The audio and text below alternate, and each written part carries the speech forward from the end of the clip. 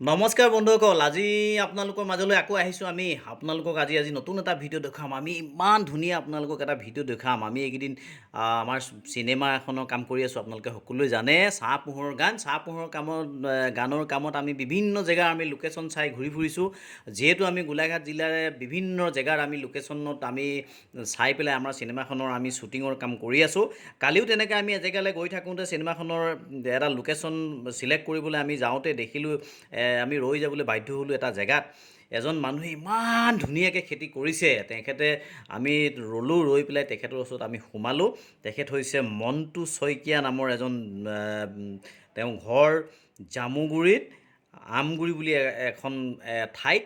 আৰু তেখেতে মানে ইমান ধুনীয়াকৈ খেতি কৰিছে। তেখেতৰ টেঙা খেতি আছে, তাতে আপোনাৰ নেমু টেঙা আৰু আপোনাৰ কল খেতি আছে। তাৰপিছত আপোনাৰ তাতে দেখিলোঁ তামোল খেতি। তেওঁলোকে 3টা খেতি একেলগে কৰিছে, প্ৰায় 25 বিঘা মাটি। ইমান ধুনীয়া লাগিলে আৰু ইমান তেখেতক আমি সোমাই তেখেতৰ ওচৰত ৰ'লোঁ, সুধিলোঁ গোটেই তেখেতে কেনেকুৱাকৈ কৰিছে ব্যৱসায়টো, কিমান দিনৰ পৰা কৰিছে আৰু কিমান লাভৱান হৈছে। তেখেতে আমাক জনালে গোটেইখিনি কথা। গতিকে তেখেতে তামোলবিলাক লাগিবলৈ আৰম্ভ কৰিছে আৰু কলবিলাকো লাগিবলৈ আৰম্ভ কৰিছে। ইতিমধ্যে টেঙা তেখেতে বিকি আছে, গাড়ীয়ে টেঙা বিকে।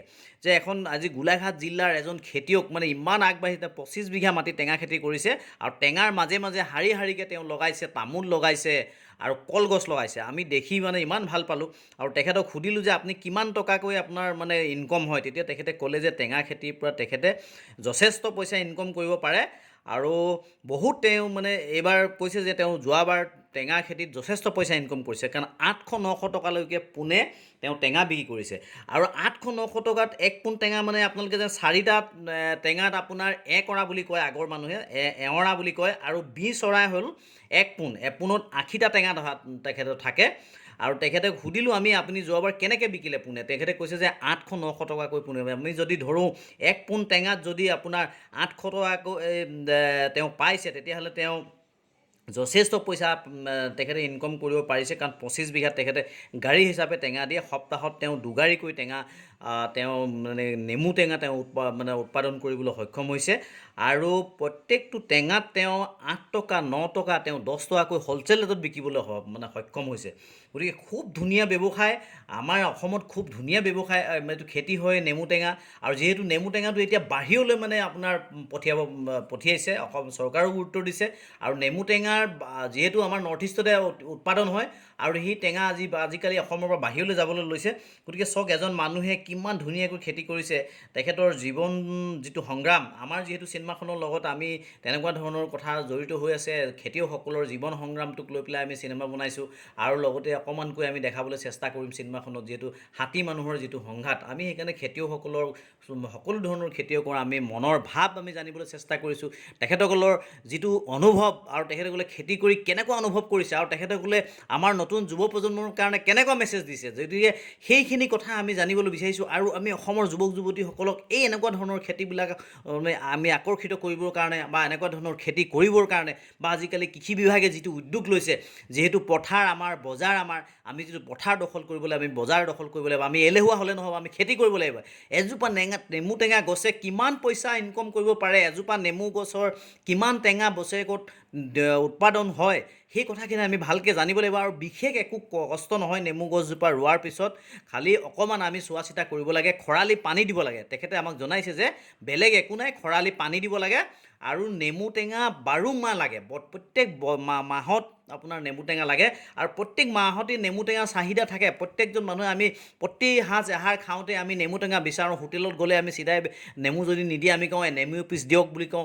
বা আমি আজি প্ৰত্যেকৰে অসমীয়া মানুহৰ এটা অভ্যাস আছে, আমি নেমু টেঙাৰ লগত আমি খাদ্য খাওঁতে আমি নেমু টেঙা খাওঁৱেই লগত। গতিকে আপোনালোকক আমি অনুৰোধ জনাইছোঁ, আপোনালোকে ভিডিঅ'টো যদি চাই, আমাৰ ভিডিঅ'টো চাই আপোনালোকে যদি ভাল পাইছে, তেতিয়াহ'লে এই খেতিয়কজনক উৎসাহিত কৰিবৰ কাৰণে আমাৰ চেনেলটো ছাবস্ক্ৰাইব কৰিব, আপোনালোকে লাইক কৰিব আৰু আপোনালোকে কমেণ্ট কৰিব। আৰু যদি কিবা সহায় লাগে সেই খেতিয়কজনক আমি আপোনালোকক লগ লগাই দিম, কেনেধৰণে খেতি কৰে। তেওঁ ইমান ধুনীয়াকৈ 25 বিঘা মাটি খেতি কৰি পেলাই ইমান তেওঁ উৎপাদন কৰিবলৈ সক্ষম হৈছে। আপোনালোক আহক, আপোনালোকে খেতি কৰক, খেতিত কৰক। চাকৰিতকৈ আপোনালোকে বাহিৰত গৈ চিকিউৰিটি গাৰ্ড কৰাতকৈ, বাহিৰত গৈ পেলাই আপোনালোকে দোকানৰ চেলছমেন কৰাতকৈ আমাৰ অসমত বহুত চাহিদা আছে, বহুত মাটি পৰি আছে এনেই।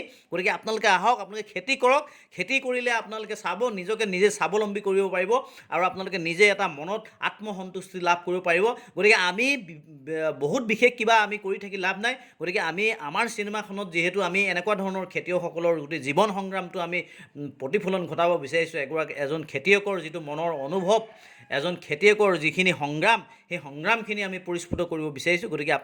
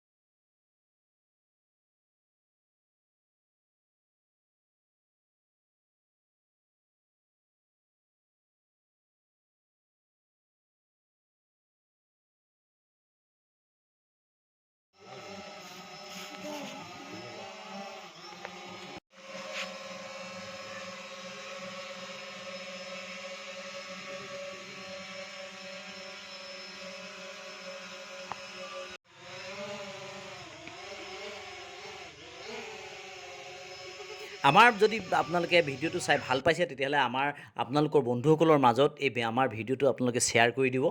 আৰু আপোনালোকে আমি এনেকুৱা ধৰণৰ ভিডিঅ' দেখুৱাই থাকিম, যিহেতু আমি ব্যৱসায় বাণিজ্য, মই যিহেতু ব্যৱসায়ৰ লগত জড়িত, মোৰ পেট্ৰল পাম্প, গেছ এজেঞ্চি ব্যৱসায়ৰ লগত জড়িত হৈ আছোঁ, আৰু মই খেতিৰ লগতো জড়িত হৈ থাকোঁ।